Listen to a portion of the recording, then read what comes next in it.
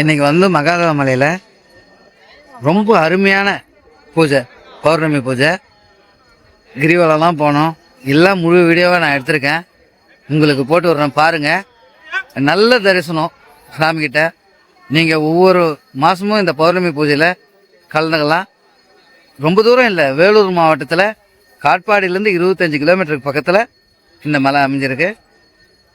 Location கீழே கொடுக்குறேன் பாருங்கள். அடுத்த பௌர்ணமி பூஜைக்கு உங்களால் முடிந்த அளவுக்கு சித்தரோட ஆசீர்வாதத்தை வாங்க, எல்லாரும் கலந்துக்குங்க. நன்றி.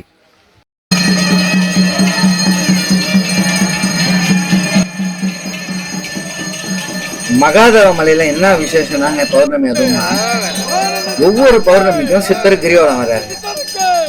சித்தர் அவர்களோட சேர்ந்து பக்தர்களும் கிரிவலம் வராங்க. அரோகரா அரோகரான்னு மந்திரம் சொல்லி